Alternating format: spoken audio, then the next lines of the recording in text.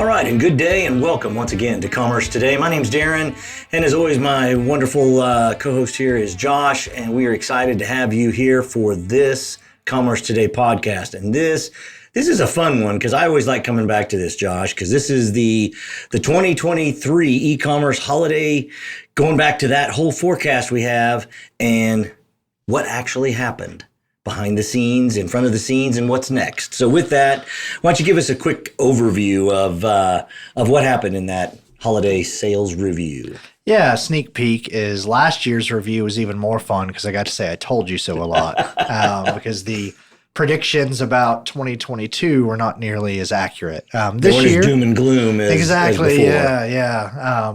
The predictions the year before were very negative. This year were a little bit more positive, and this year they were a lot more accurate. So overall, really, the predictions were pretty much dead on. So sales, e-commerce holiday sales ended up at $221.1 billion. The prediction was $221.8 billion. And what's $700 million among friends? That's exactly close.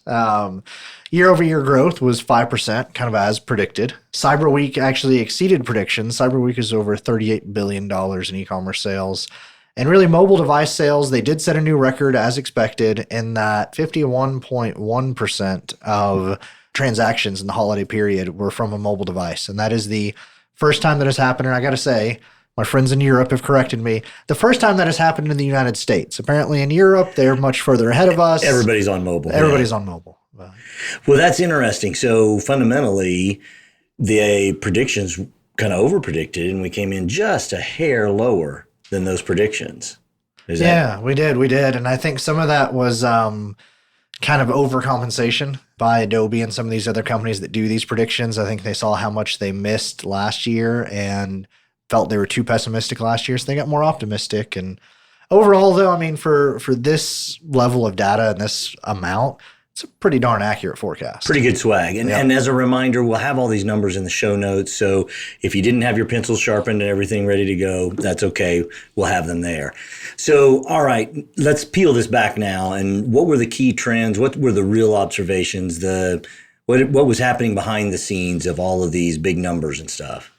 So while Black Friday and other days aren't as significant as they used to be, Cyber Week definitely is very significant. It made up 17.2% of the total sales for the season. So a lot of retailers their holiday season, they either made it or broke it on Cyber Week. And a lot of that was tied back to discounts. There was a lot of discounting on Cyber Week. So how did the role of like buy now, pay later and that kind of stuff, how did that come into this Cyber Week and all of the things during the holidays? So as we have mentioned before, that this makes us nervous. We are all really loving that buy now, pay later financing. Yeah, a little bit of over leveraging. 7.5% of all holiday sales by revenue were paid via buy now, pay later. So that is a new record. That is a lot of money that was financed over the holidays through buy now, pay later. All right. And then one of the things that was a big trend with COVID and all of that was the curbside pickup and those kinds of things. How was that impacted during the holidays? Yeah, so curbside pickup continued to be very strong and in demand this year. And from December 22nd and 23rd especially, consumers were all about that curbside pickup. It was a very commonly used method. And then the other thing I wanted to talk about kind of for looking at the data is years ago, many years, we talked a lot about a mobile conversion gap. And Creatuity was even involved in an initiative through PayPal that was to close the mobile conversion gap. Well, there is still a mobile conversion gap all these years later. So, really? Yeah. It was kind of interesting to see conversion rates on Cyber Monday spiked all the way up to 6.9% on desktop. And before that, Adobe's data showed they were at about 3.8%. However, mobile, it increased. It went from 1.9%, but it only went up to 3.5%. So you're still seeing almost double the conversion rate on desktop as you do on mobile. So there's still a lot of work to be done on the mobile experience. Why do you think that is? It's harder to shop on a phone than a computer. Interesting. I wonder, well, That's probably for another episode. We do get into some good stuff here, but that's some great insights. I mean, really understanding the fact that Cyber Week knocked it out of the park. We still have a mobile conversion gap because you're still not converting on a mobile. And then leveraging is leveraging. We're buying it now, and we'll pay when we can pay. And then curb pickup is still a valid and still a viable option here. So, all right. Now that we have our data, we see where the numbers are and a little bit kind of the trends behind it. What are the things that we need to start focusing now for 2024? So for our merchants going forward and those that are listening here, what can they start doing and kind of start putting their plans together and to see how to take advantage of these things that are going on? Yeah, so first I kind of want to look at just the strategy level, and then we'll get super actionable. So on the strategy level, the mobile experience. Again, we've been talking about this and working on this for years. There's still work to be done. And definitely looking at the mobile user interface, the mobile user experience. Hopefully everyone watching and listening to this implemented a responsive design years ago. If you haven't, I don't know how you're still in business, but you need to do that now. But then also just simplifying the navigation, simplifying the checkout, either offering something like Apple Pay, using a drop-in checkout replacement. There's a lot of different options there, but look at that checkout experience. That is still some of the biggest friction. Apple and Google both try to make it easy by autofilling credit card numbers, but it's still not as simple and easy as a checkout on desktop tends to be. Yeah, I would have to agree. That is a key. And having that Apple Pay there, while sometimes I don't necessarily want that, but it's handy, boy, when you need it and when it's there. Definitely. Oh, and then also forgot to mention accessibility. We've talked some about that. We have some great episodes you can go back and watch on that. But I find that a lot of accessibility best practices really translate well to the mobile user experience, just because even if you don't need accommodations for a disability, just scaling everything down onto that mobile interface can make it a little bit harder to see, a little bit harder to use. So things like watching your contrast ratios, making sure that your text kind of stands out and pops against the background, different things like that are accessibility best practices, are also in a lot of ways mobile best practices. Absolutely. Definitely makes sense. So, all right, we're still talking mobile, but that was the user interface and those experiences. From a strategy standpoint, how's the marketing play out to kind of get them there? Yeah, so as I'm sure a lot of our listeners experienced, SMS marketing is huge. It's sometimes a little annoying, but it's definitely huge. And I mean, there were some brands that were sending out multiple emails, multiple text messages a day during Cyber Week. And you have to decide what works best for your brand and for your audience. But at this point, if you're in one of those very saturated areas, you almost have to do that because all your competitors are doing it. You're going to get lost in the noise. So definitely. And then what I saw, though, beyond just text message blasts that anybody could do, I saw some interesting innovation around mobile-specific deals and promotions. And this is something that, again, way back working on the mobile conversion gap, we used to do some experiments where if you were on desktop, we might pop up a 5% discount code. If you're on mobile, we might actually pop up a 10% discount code, something to kind of make the deal a little bit sweeter. Try to overcome that resistance to checking out on mobile by giving a bigger discount and a bigger offer. That's interesting. I wonder how often that's even found and even noticed. I know I might find something like that and definitely want to jump in. So, all right, that's those marketing strategies and how to do that. What's some of the analytics and kind of that performance that you've got to have on mobile? Because that is one of the big killers. If it's slow or if you can't get to it, they're gone. Yeah. So, I think, again, most of our listeners, they have some sort of analytics platform installed. They're collecting the data. Not all of them are looking at it. Sometimes you get overwhelmed. You have a lot of different irons in the fire, things you're working on, and you just don't check your analytics. Maybe you don't have a person in your company that's responsible just for staying on top of that. So, I mean, step one, go look at your analytics, look at the data and see how your consumers are behaving on mobile. See if you have that conversion gap or not, see how big that gap is. And that's a really good, simple starting point.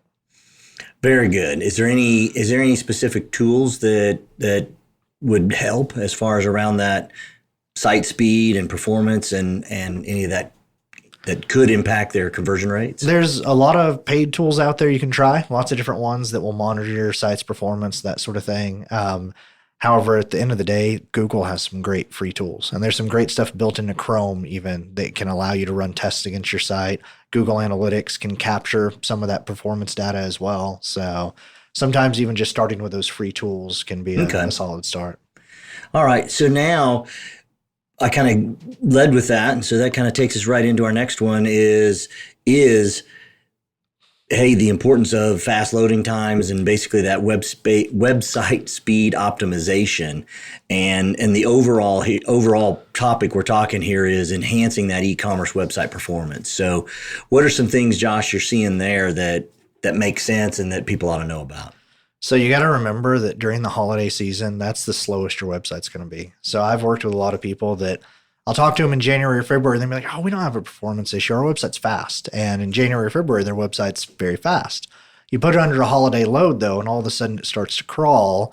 And there's so many studies out there that people have heard for years of, for every 1 second, 2 second delay, you lose X% of your revenue, your conversion rate. Absolutely. And it's so true. So that's where, very basics is know how your website performs under load and know if you have a problem there. And there's definitely, depending on your scale, unless you're just getting no traffic at all, you're going to have some level of performance issue probably during the holidays. You just need to know how big of an issue is it? How much revenue is it impacting? And is it then worth digging into and solving before the next holiday season? Where do you find some of those areas? Is one of the biggest areas dealing with images and image loading times, especially in a mobile device? That's kind of what I've seen anyway. Yeah, it definitely can be. There's so many people, not to blame marketing departments. I know that you're all very overworked and doing the best you can, but I have seen cases where the e-commerce team is struggling. It's like, why are these pages so slow? Why are users complaining? They go and look, and with that awesome, easy to use content management system you have, somebody in marketing took an image that was maybe 5 times bigger than it needed to be for mobile. They loaded it into the site, and now every time somebody visits that site, they're trying to download this huge image that probably they can't even see that level of detail on a mobile device. But Josh, we want all 4K pictures here. Come on. Exactly. You got to have that retina quality, right? Exactly. Okay, well, that gets us on the performance side of it, but let's dig a little deeper on the user experience and the CRO, the conversion rate optimization piece.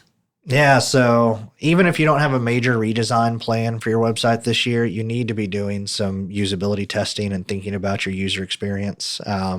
So really just looking at the navigation and really, again, kind of going back to that accessibility episode of how busy is your website? How many distractions are on your website? Like how many things are taking people off that golden path to adding it to the cart and checking out? And I think sometimes we add this extension, that extension, this widget, that widget, and we don't ever stop and look at the site kind of from a 10,000 foot view and say, okay, what's the experience actually like for our users after we've added all this?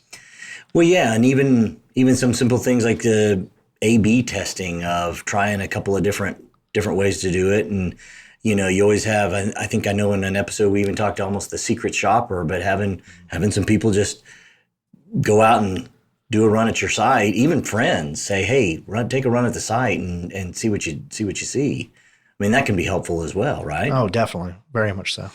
All right. Well, let's kind of move in our last kind of piece here is now as this is the time the rubber meets the road, as they might say, of, all right, what are the projects that we really need to start, that we really need to have in the hopper or be looking at and be planning for 2024 based on, hey, here's what we see, here's what we've seen, here's the results. Now what do we do? Yeah, so the first one is to have a robust customer data platform. And I would actually expand that. Forget the customer part, call it a data platform. Just know where's your data, how much data are you able to collect about your customers, about your products, about your traffic, about your sales, where's all that being stored, how can you analyze it? And then that ties into my second recommendation, my favorite thing. You just thought you were going to get away with an episode where we didn't talk about artificial intelligence. So investing in AI, and it's interesting, the National Retail Federation's big conference just ended, and the CEO of Tractor Supply was there talking about how artificial intelligence, in his view, in 2024 is a lot like e-commerce in the early 2000s, and that no one knows quite where it's going to go, quite what it's going to do. But if you get it right now, you are going to make a lot of money. Wow, that is awesome. That is awesome. And what else? I know there's one more that we're dying to tell everybody. Well, and on the AI front, and the way that ties in back to that data platform is there's some interesting reports coming out about how there's a lot of cool things you can do with AI if you own your data, if you have all your data in one place, and if you can easily feed it into that AI. And that is what is, I think, tripping up a lot of retailers right now, is especially kind of the small to mid-sized retailers.